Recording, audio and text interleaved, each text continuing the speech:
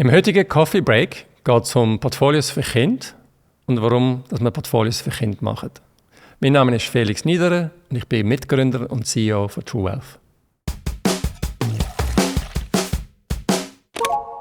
Wir sind immer wieder von Kunden und Kundinnen gefragt worden, ob man nicht auch Kinderportfolios anbietet.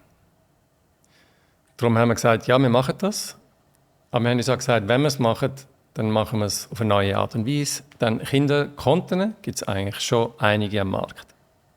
Darum möchte ich hier in diesem Coffee Break erklären, wie wir Kinderportfolios gemacht haben und warum wir es so machen.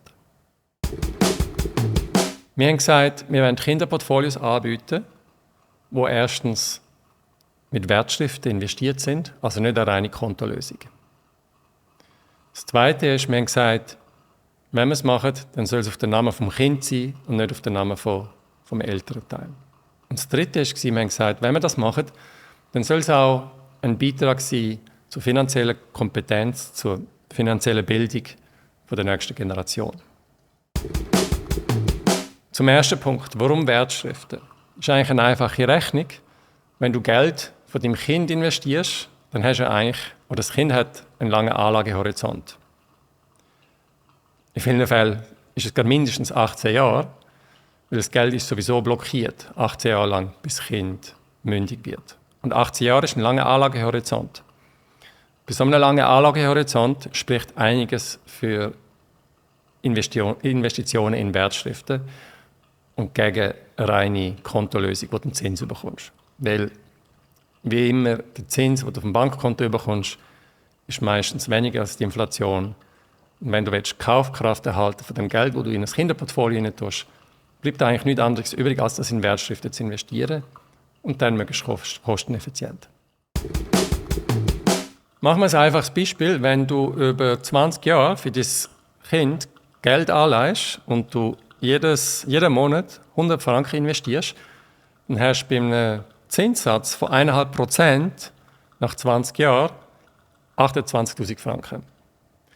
Wenn du jetzt aber das Geld in Wertschriften investierst und rechnen wir mit einer durchschnittlichen Rendite von 5% pro Jahr, dann hast du nach 20 Jahren 41'000 Franken.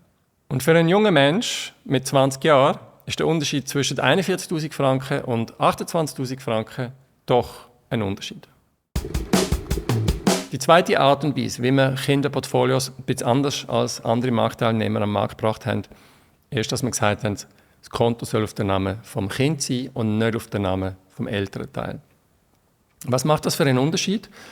Der Unterschied liegt eigentlich darin, dass es mit dem automatisch sogenanntes gebundenes Kindsvermögen ist. Das heißt, alles Geld, das dort eingezahlt wird, ist Eigentum vom Kind. Aber wenn du als älterer Teil Kontrollen über das Portfolio hast, es gehört dem Kind. Niemand kann es wegnehmen. Das ist vor allem dann wichtig, wenn mehrere Leute einzahlen wollen, wenn Grosseltern, wenn Gotten einzahlen, wenn Eltern einzahlen. Alles, was eingezahlt wird, gehört am Kind. Man kann es am Kind nicht wegnehmen. Wenn das Konto von dem Kind schon am Anfang auf den Namen vom Kind lautet, hat das auch den Vorteil, dass, wenn das Kind dann erwachsen wird, mündig wird, 18 wird, dass es gar keinen Wertschriftentransfer braucht, es müssen keine Wertschriften verkauft werden, neu investiert werden, es fallen keine Stempelsteuern an und so weiter. Es ist eigentlich rein aus einer Portfolio-Management-Sicht ist es viel besser. Sparst für dein Kind Kosten. Aber du denkst jetzt vielleicht, was ist, wenn mein Kind mit 18 dann alles verprasst? Ich verstand die Bedenken. Du kennst dein Kind am besten, niemand kennt sein Kind so gut wie du selber. Wenn das für dich Bedenken sind, dann ist vielleicht die Lösung, dass du einen Teil ins Kinderportfolio investierst, aber nur so viel, dass du dich jetzt nicht den Rest vom Leben lang darüber ärgern, dass das Kind das Geld genommen hat, nicht so genutzt hat, bis du dir vorgestellt hast. Und den Rest vom Geld investierst du vielleicht in deinem eigenen Portfolio und wenn das Kind dann 18 wird, redet er darüber. Und vielleicht findet er dann eine Lösung. Finanzielle Bildung und Finanzkompetenz und der Umgang mit Geld und der Gegensatz zwischen Konsum im Hier und Jetzt und Investitionen ist ein wichtiges Thema. Und darum haben wir uns auch gesagt, wir wollen das Produkt so machen, dass man Finanzkompetenz auch bei jungen Generationen fördert.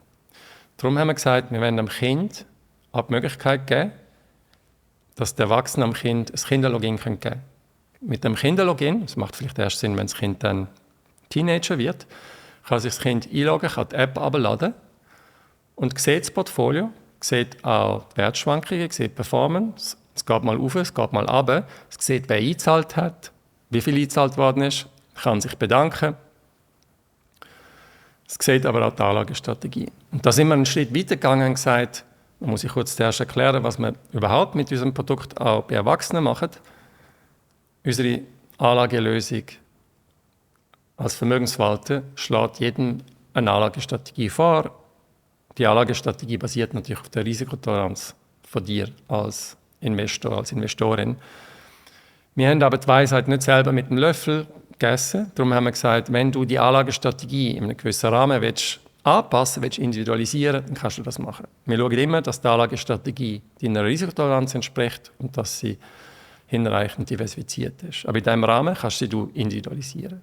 Und genau das haben wir gesagt, das wollen wir doch auch bei den Kindern zulassen. Und darum, wenn du als Eltern dem Kind ein Login gibst, dann kann sich das Kind einloggen und kann auch die Anlagestrategie anwenden, kann es anpassen. Als Kind ist es aber nur ein Vorschlag und du als Eltern musst den Vorschlag abhökeln, kannst ihn akzeptieren oder kannst sagen, nein, es bleibt, wie es war, oder kannst ihn selber anpassen.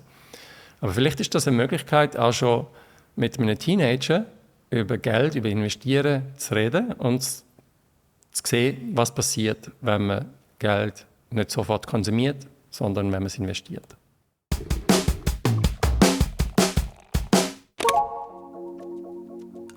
Das Thema Finanzkompetenz und Jugendliche ist ein sehr wichtiges Thema, aber auch ein sehr spannendes Thema. Und ich habe wirklich 2 super spannende Gespräche geführt. Einerseits mit dem Ökonom Michael Kenzia und andererseits mit der Finanzberaterin Aisha van der Peer. Und du findest den Link zu diesen Gesprächen in der Beschreibung zu dem Beitrag. Vielleicht hast du aber auch eigene Fragen oder Anregungen an mich oder an unser Team. Hinterlasse mir einen Kommentar oder schreib mir auf felix@truewealth.ch. Mit dem vielen Dank fürs Hineinschauen, fürs Hineinhören und ich freue mich bis zum nächsten Mal.